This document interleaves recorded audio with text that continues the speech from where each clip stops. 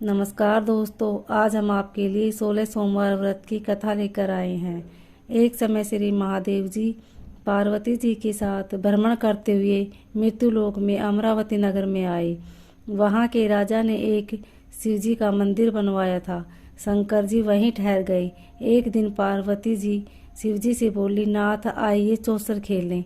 खेल प्रारंभ हुआ। उसी समय पुजारी जी पूजा करने को आए। पार्वती जी ने पूछा, पुजारी जी बताइए जीत किसकी होगी?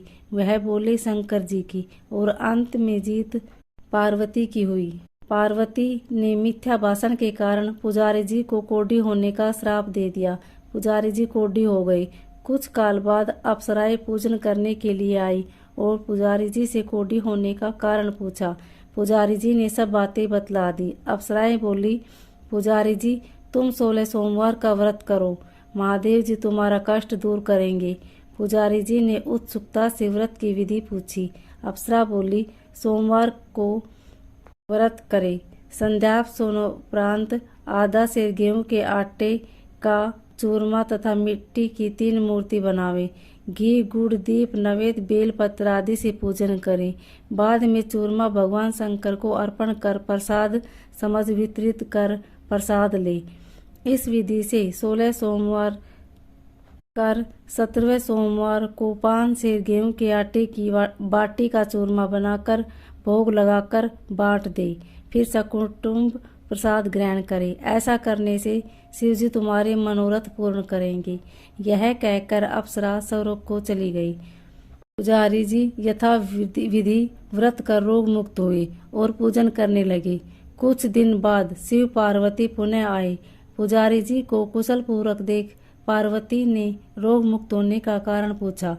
पुजारी के कथानुसार पार्वती ने व्रत फलस्वरूप अप्रसन्न कार्तिकेय जी माता के आज्ञाकारी हुए। कार्तिकेय जी ने भी पार्वती जी से पूछा कि क्या कारण है कि मेरा मन आपके चरणों में लगा है। पार्वती ने वही व्रत बतलाया। कार्तिकेय जी ने भी व्रत किया। फलस्वरूप बिछड़ा हुआ मित्र मिला। उसने भी कारण पूछा। बताने पर वह विवाह की इच्छा से यथाविधि व्रत फलतः वह विदेश गया। वहां राजा की कन्या का स्वयंवर था। राजा का प्रण था कि हथिनी जिसको माला पहनाएगी उसी के साथ उसकी पुत्री का विवाह होगा। यह ब्राह्मण भी स्वयंवर देखने की इच्छा से एक ओर जा बैठा। हथिनी ने माला इसी ब्राह्मण कुमार को पहनाई। धूमधाम से विवाह हुआ। तत्पश्चात दोनों सुख से रहने लगे। एक दिन राजकन्या ने पूछा, नाथ आपने कौन सा पुण्य किया जिससे राजकुमारों को छोड़कर हथिनी ने आपका वर्णन किया? ब्राह्मण ने 16 सोमवार का व्रत सविधि बताया। राजकन्या ने सुपुत्र प्राप्ति के लिए व्रत किया। वह सर्वगुण संपन्न पुत्र प्राप्त किया।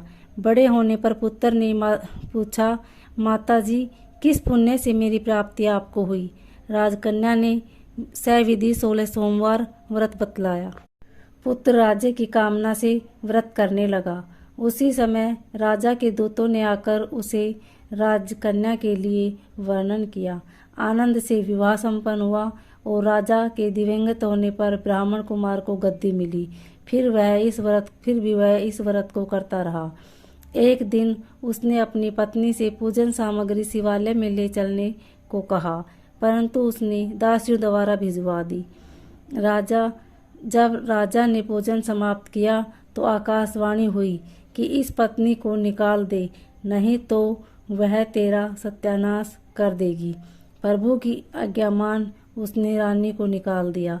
रानी भाग्य को कोसते हुई नगर में एक बुढ़िया के पास गई। दिन देखकर बुढ़िया ने उसके सिर पर सूत की पोटली रखी और बाजार भेजा। रास्ते में आंधी आई, पोटली उड़ गई। बुढ़िया ने फटकार कर भगा दिया।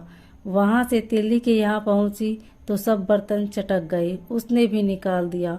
पानी पीने नदी पर जाती तो नदी सूख जाती। सरोवर पर जाती तो हाथ का स्पर्श होते ही जल में कीड़े पड़ जाते। उसी जल को पीकर आराम करने के लिए जिस पेड़ के नीचे जाती वही सूख जाता। वन और सरोवर की यह दशा देखकर ग्वाले उसे मंदिर के गोसाई के पास ले गए। यह देखकर गोसाई जी समझ गए कि यह कुलीन अबला आपत्ति की मारी हुई है। धैर्य बंधाते हुए बोले, बेटी तू मेरे यहाँ रह, किसी बात की चिंता मत कर। रानी आश्रम में रहने लगी, परंतु जिस वस्तु पर उसका हाथ लगे उसी में कीड़े पड़ जाएं। दुखी हो गोसाई जी ने पूछा, बेटी किस देव के अपराध से तेरी यह दशा हुई? रानी ने बताया, मैंने पति की आज्ञा का उल्लंघन किया है और महादेव जी के पूजन को नहीं गई। गोसाई जी ने शिव जी से प्रार्थना की। गोसाई जी बोले, बेटी तुम 16 सोमवार का व्रत करो। रानी ने सविधि व्रत पूर्ण किया। व्रत के प्रभाव से राजा को रानी की याद आई। दूतों को उसकी खोज करने भेजा। आश्रम में रानी को देखकर दूतों ने आकर राजा को रानी का पता बताया। राजा ने जाकर गोसाई जी से कहा, महाराज यह मेरी पत्नी है। शिवजी के रुष्ट होने से मैंने इसका परित्याग किया था। अब शिवजी की कृपा से मैं इसे लेने आया हूँ। कृपया इसे जाने की आज्ञा दे। राजा रानी नगर में आए। नगर वासियों ने नगर सजाया, बाजा बजने लगे, मंगलोच्चार हुआ। शिवजी की कृपा से प्रतिवर्ष 16 सोमवार व्रत को कर रानी के साथ आनंद से रहने लगा। अंत में शिवलोक को प्राप्त हुए। इसी प्रकार जो मनुष्य भक्ति सहित और विधि पूर्वक 16 सोमवार का व्रत करता है और कथा सुनता है, उसकी सब मनोकामनाएं पूर्ण होती है और अंत में शिवलोक को प्राप्त होता है। बोलो शिव शंकर भोलेनाथ की जय।